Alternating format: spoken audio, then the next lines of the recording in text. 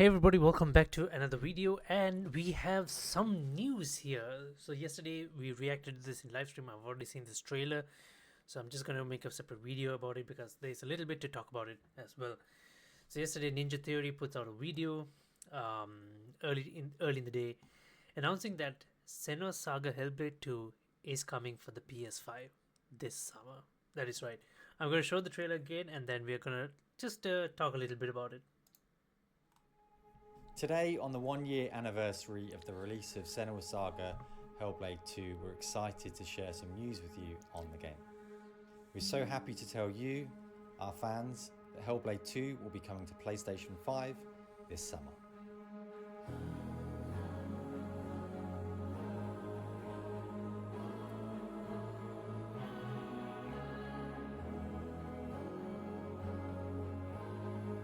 This version of the game will include some new features, which will also be coming to Xbox and PC at the same time as an update.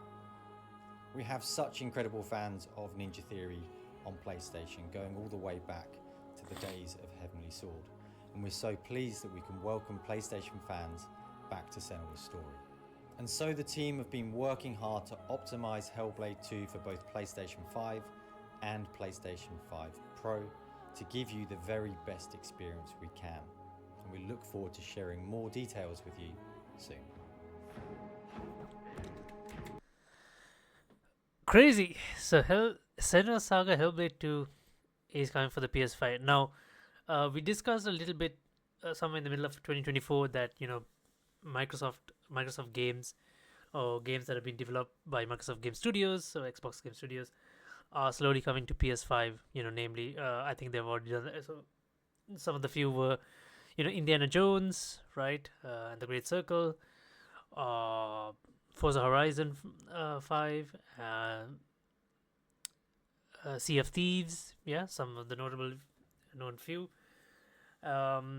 So this is marking an important point in the entire console war. It's not a console war at this point, right? It's pretty much going to a sense of, I mean, it seems like the competitiveness of Xbox is little by little dwindling, right? Which is a little bit concerning. Which means Sony can, as much as a PlayStation fan as I am,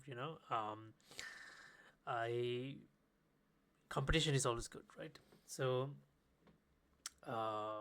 first of all, I'm not sure if it's accurate to say that this marks like an end of an era, because Senua Saga Hellblade 2. So the first game came out on all platforms. I think the Xbox release came out a year later, and then Senua Saga Hellblade 2 came out as an Xbox exclusive, right? It came out as a pure Xbox exclusive, and that lasted for a year basically, and now it's come for the PS5, right? This is an iconic Microsoft game which is now come for the PS5. It's a little bit like, it's not the same as, let's take for example God of War, Ghost of Tsushima, Horizon, the Horizon games, or The Last of Us, which are PlayStation exclusives coming for the PC. That is completely different. It's kind of like when one of those games comes out for the Xbox. That's the exact same feeling here, right? We didn't expect Senua Saga to come for the PS5, but now it is. Does this mark like a true end of the era? No, not really. What would mark as a true end of the era type thing is if something like Gears of War or Halo, the OG exclusive games of Xbox, if one of those were to come on PlayStation, which would be awesome in certain situations, right? You get like insane collaborations between several games in that case, in terms of Sony's perspective. But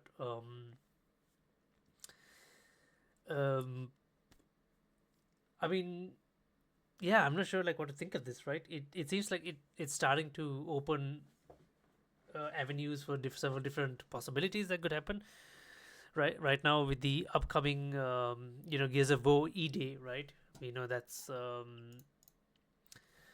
was announced last year, and I'm not sure if they've given a release date for, because that is the next big Xbox game studios that's going to be published, right? So yeah, there's still no release date for it. There's no release window. Could be somewhere next year, maybe. So if they were to surprisingly say that this will come for PlayStation, I mean, not on the day of release, but maybe maybe like a year after, just like with Hellblade. So that could definitely mark like a legitimate end of an era for Xbox. But you know, it's still a W for gamers because it means there's more accessibility to gamers and things like that. And I'm all for making it available. Exclusiveness is a little bit of a, like, I've always been a little bit against exclusive games because, like, just limiting it to just one hardware has always been. I see why consoles do it, right? I see why they do it, and it makes sense. But from a pure gamer's perspective, like, you could only just hate some certain decisions like that. But hey, so Senua Saga Hellblade 2 coming for PlayStation this summer. I haven't played any of the Hellblade games. It's one of the few really visually good looking, and from what I know, it has a really good narrative. But it's a fairly short game as well, so it doesn't take that long to play. But I wonder how it's going to be priced, right? It's going to look like it's going to be repriced again, right? It's going to come out like a new game in the PlayStation Store for sure. I think that's what they're going to do. Milk it a little bit more, right? But yeah, I mean, like, let me know what you guys think about this. Do share your thoughts. What do you think about Hellblade 2 coming out for the PS5? What could it mean for the Xbox? What do you think, right? So yeah, just want to like bring that out to you guys, and yeah, I'll see you guys in the next live stream video. Till next time, then, bye bye.